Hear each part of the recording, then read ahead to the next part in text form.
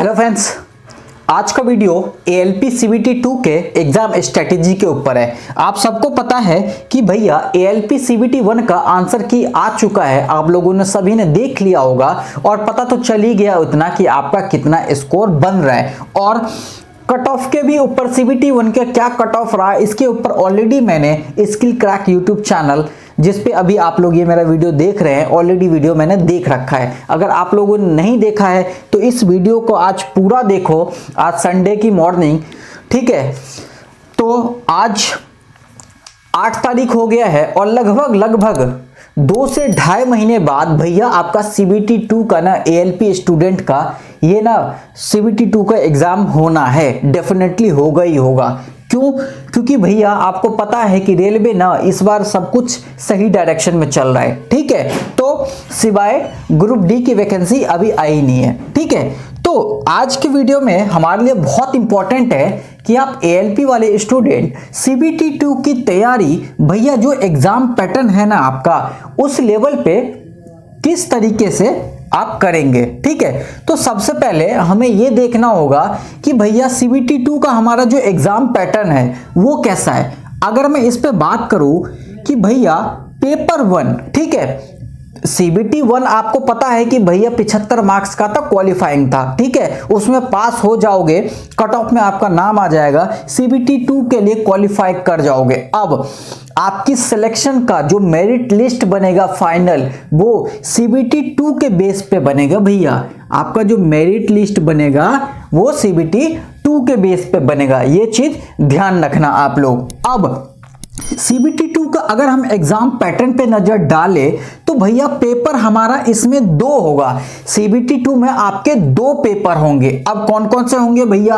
Paper 1 में आपके जो नॉर्मल सब्जेक्ट रहता है भैया math, reasoning, basic science and यहाँ पे इंजीनियरिंग का भी क्वेश्चन आपसे पूछा जाएगा, ठीक है। बेसिक साइंस रहेगा, बेसिक तो कुछ नहीं भैया, एडवांस लेवल पे ही पूछा जाएगा, अपना तैयारी अच्छे से करना, और जीके, जीएस, करंट अफेयर, ठीक है। तो यहाँ पे ये आपको देखने को मिलेगा। अब भैया इसमें 2 पेपर होंगे CBT 2 में। तो पहले पेपर में भैया आपके 100 मार्क्स का पेपर होगा, ठीक है, 100 मार्क्स का 100 क्वेश्चंस और 100 मार्क्स का पेपर होगा, ठीक है। यह आपके टाइम कितना रहेगा भैया? इसमें आपको 90 मिनट का समय दिया जाएगा, यानी 1.5 घंटा। 1.5 घंटे के लिए आपको 100 क्वेश्चन दिए जाएंगे। अब मेन गेम ये खेलेगा भैया पेपर 1, ठीक है। अब उसी दिन एक दूसरा भी पेपर होगा फ्रेंड्स। इसमें एक बार जो भी ALP वाले स्टूडेंट मेरा वीडियो आप लोग देख रहे हो तो कमेंट में मुझे जरूर बताओ, क्या ये दूसरा पेपर जो रिलेवेंट ट्रेड का होता है क्या सेम डे हुआ है पिछले बार? मुझे आई थिंक नहीं पता, ठीक है, एक बार मैं कंफर्म करूंगा खुद एनालाइज करके। आई थिंक मेरे हिसाब से ये सेम डे आपका होगा, ठीक है। ये जो पेपर 2 होगा ना भैया, CBT 2 के एग्जाम में 2 पेपर होंगे। पहला पेपर 100 क्वेश्चन 100 मार्क्स का, math, reasoning, science, basic engineering और GK, GS, current affair, 100 question. आपका मेरिट जो बनेगा ना भैया पेपर 1 के हिसाब से बनेगा, ठीक है। जो आपका पेपर 1 इसी से फाइनल आपका लिस्ट तय होगा, ठीक है। आपका सिलेक्शन होगा कि नहीं होगा ये डिसाइड करेगा, ठीक है। और पेपर 2 होगा उसी दिन भैया, वो आपके रिलेवेंट ट्रेड से होगा। कोई मैकेनिकल से है, फिटर से है, ठीक है, अलग अलग ट्रेड जो होता है, ठीक है, इलेक्ट्रिक से है, इलेक्ट्रॉनिक्स, जो भी आपका ट्रेड है रिलेवेंट, उसके भैया आपका 75 नंबर का पेपर होगा, ठीक है। 75 नंबर का आपका पेपर होगा। 75 इसमें क्वेश्चंस 75 और 75 नंबर के पेपर होंगे। लेकिन एक चीज सबसे बड़ी बात, इसका आप टेंशन मत लेना। क्यों? क्योंकि ऑलरेडी भैया आपका रिलेवेंट ट्रेड तो अच्छा होगा ही होगा। अगर टेक्निकल ALP क्या है? टेक्निकल बैकग्राउंड है। टेक्निकल बैकग्राउंड से जब आप फॉर्म फिलअप कर रहे हो तो नो डाउट कि आपके 10th प्लस IT है NCVT का सर्टिफिकेट में आप लोगों ने कुछ तो टेक्निकल ग्रेड से किया ही होगा। तो भैया 75 क्वेश्चन यहाँ पे सिर्फ क्वालिफाइंग टेस्ट है, ये आपको सिर्फ क्वालिफाई करना पड़ेगा। ऐसा नहीं है कि इसमें जिसका सबसे ज्यादा मार्क्स रहेगा भैया उसको एडवांटेज मिलेगा, उसका मेरिट लिस्ट में ऊपर नाम आ जाएगा, ऐसा बिल्कुल नहीं है, ठीक है। तो यहाँ पे आपको सिर्फ अपने रिलेवेंट ट्रेड में आपको क्वालिफाई करना पड़ेगा, इतना नंबर लेके आनी पड़ेगी कि आप पास हो जाओ, ये भी जरूरी है। अगर इसमें नहीं निकलोगे तो भैया फिर आपका सिलेक्शन भी रुक सकता है, तो ये चीज ध्यान रखना। तो रिलेवेंट ट्रेड का अपना आराम से तैयारी करना, ज्यादा टाइम इस पे आपको नहीं लगाना है, ये चीज ध्यान रखना। क्यों? ऑलरेडी आपको आता है फ्रेंड्स। अब गेम कहां होगा? खेल, असली खेला CBT 2 में जब भी आप एग्जाम की स्ट्रैटेजी अपने लिए खुद बनाते हो आप या तैयारी प्रिपरेशन करते हो, ठीक है, उसके बीच में आप ऑनलाइन मॉक टेस्ट तो देते ही देते हो, साथ साथ जब आप तैयारी करते हो तो CBT 2 में आपके कितने मार्क्स आंसर की आए हैं वो एक बार देखना, और आपकी लेवल क्या है तैयारी का। अगर दिन में आपने सिर्फ 3 घंटे 4 घंटे पढ़ते हो अभी 24 घंटे में से, तो भैया CBT 2 के लिए ना आप उसको 7 से 8 घंटे कर दो मेरे भाई। एक चीज मेरा बात मान लो कि 7 से 8 घंटे जब आप स्टडी करोगे तो डेफिनेटली आपका जो ना एक वे होता है स्टडी करने का, ठीक है, प्रोडक्टिविटी आप इस पे ज्यादा दे पाओगे।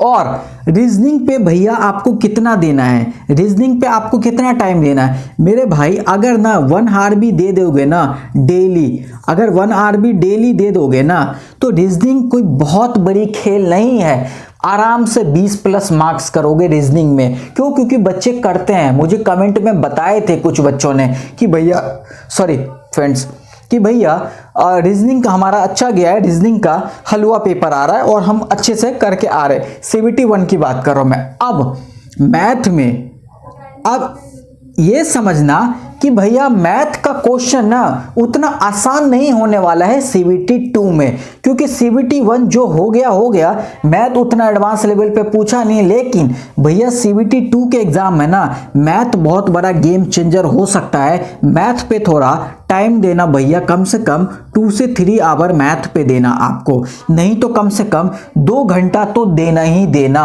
एक अच्छे स्ट्रैटेजी बना के पढ़ोगे, ज्यादा प्रोडक्टिविटी निकालोगे भैया। पेपर 1 CBT 2 का पेपर 1 में ना 100 मार्क्स, इसमें जितना लेके आओगे ना वही आपकी फाइनल मेरिट तय करेगा कि आपका सिलेक्शन होता है ALP में या नहीं, ठीक है। तो अब basic science and engineering friends, इस टॉपिक के ऊपर जैसे आपके साइंस पूछा जाता है जिस लेवल का, उसी लेवल का साइंस पूछा जाएगा, ठीक है। लेकिन साथ साथ कुछ आपके जो ट्रेड होंगे ऐसे, इसमें रिलेवेंट ट्रेड नहीं है। इंजीनियरिंग यानी यहां पे क्या आ जाता है, आप ऑलरेडी असिस्टेंट लोको पायलट का एग्जाम दे रहे हो CBT 2 का, ठीक है, डिसाइडर वाला एग्जाम। तो अब इंजीनियरिंग का मतलब यह है फ्रेंड्स कि जब आप कुछ टेक्निकल चीजें, चाहे वो रेलवे से रिलेटेड हो या फिर वो साइंस से रिलेटेड हो या फिर वो आपके टेक्निकल बैकग्राउंड से रिलेटेड हो, ठीक है,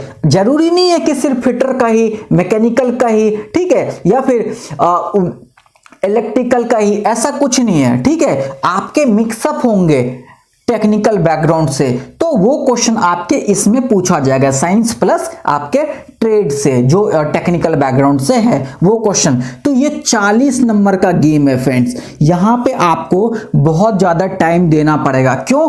क्योंकि इसका मुझे भी अंदाजा नहीं है सच में कि किस लेवल का ALP एग्जाम का क्वेश्चन पूछता है, ठीक है। तो जिस बच्चों ने पहले ALP के एग्जाम दिया होगा, बाई चांस उनका नहीं हुआ होगा सिलेक्शन, तो इस बार भी अगर वो अपेयर हो रहे हैं, वो अगर स्टूडेंट मेरा वीडियो ये देख रहे हैं, तो आप कमेंट में मुझे जरूर बता सकते हो कि भैया इसमें किस लेवल का क्वेश्चन पूछा जाता है, हार्ड, मॉडरेट या फिर इजी, बस इतना ही कमेंट कर देना, ठीक है।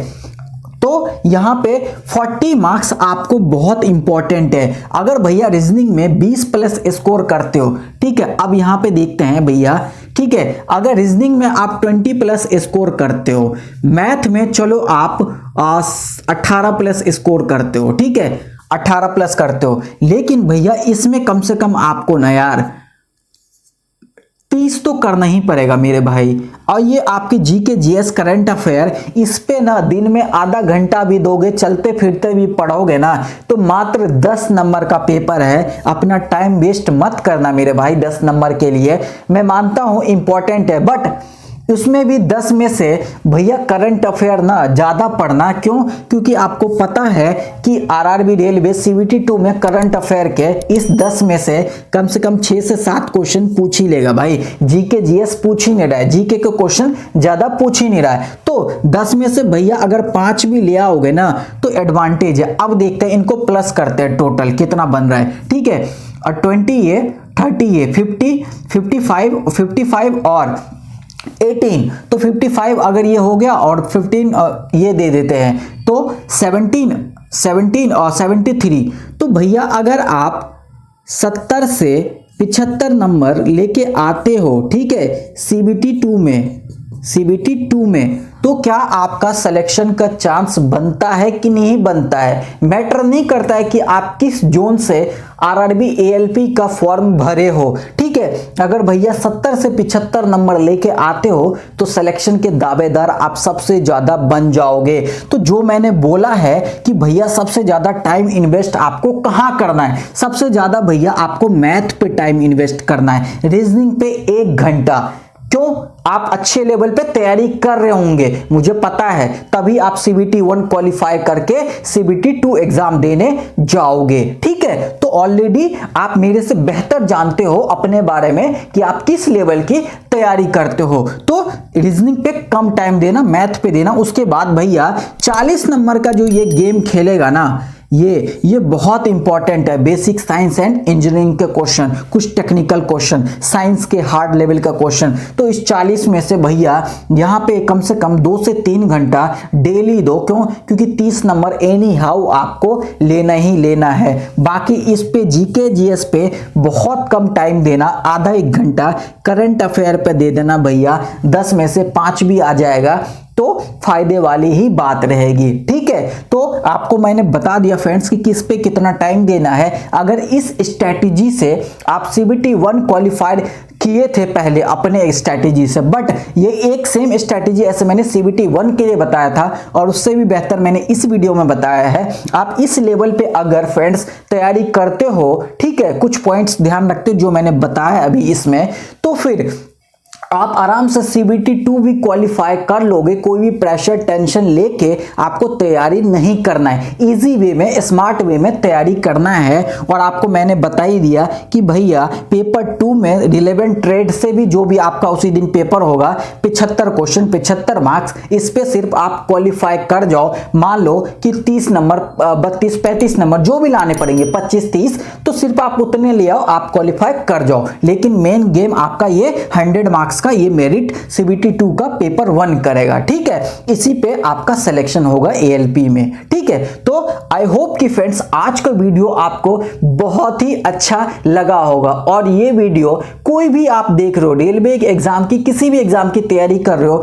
ये स्ट्रेटेजी जरूरी नहीं है कि सिर्फ एएलपी वाले ही बच्चों का काम आएगा। भैया एनटीपीसी का भी 100 मार्क्स का ही पेपर है और करीबन यही है सिलेबस। ठीक है, बस ये हटा दो, इनके जीके जीएस आता है, इंजीनियरिंग का क्वेश्चन नहीं आता है। तो 100 मार्क्स का आपका भी होगा। इसी स्ट्रेटेजी से अगर आप भी फॉलो करते हो तो आपके लिए भी अच्छा होगा। लेकिन आरआरबी एनटीपीसी वाले बच्चों के लिए सीबीटी 1 के एग्जाम की स्ट्रेटेजी आज शाम, ठीक है, ये तो भैया 11 बजे आपको वीडियो मिल रहा है, लेकिन आज शाम को 6:30 बजे करीब, ठीक, आरआरबी एनटीपीसी सीबीटी 1 के ठीक इसी तरीके से हम एक स्ट्रेटेजी वीडियो लेके आऊंगा मैं, और वो वीडियो बहुत इंपॉर्टेंट होने वाला है एनटीपीसी स्टूडेंट के लिए। तो फ्रेंड्स, अगर आप लोग स्किल क्रैक यूट्यूब चैनल पे फर्स्ट टाइम विजिट किए हो तो भाई दिल से बहुत मेहनत करता हूं आपके लिए, आपको भगवान से दुआ करता हूं कि आप लोग सभी अच्छे से तैयारी करो और सबका सिलेक्शन हो। मेरे भाई सब अच्छे से मेहनत करो, बहुत आप लोग मेहनत करते हो, सबका सिलेक्शन हो। और इस वीडियो को शेयर करो यार उन तक जो तैयारी करे सीबीटी 2 के लिए। ठीक है, और फ्रेंड्स, अगर आपका कोई क्वेश्चन है, कुछ डाउट है, किसी टॉपिक पे वीडियो चाहिए, तो आप कमेंट में मुझे जरूर कमेंट कर सकते हैं, मैं उस पे वीडियो बनाऊंगा। ठीक है फ्रेंड्स, मिलते हैं हम नेक्स्ट वीडियो में। Thank you friends.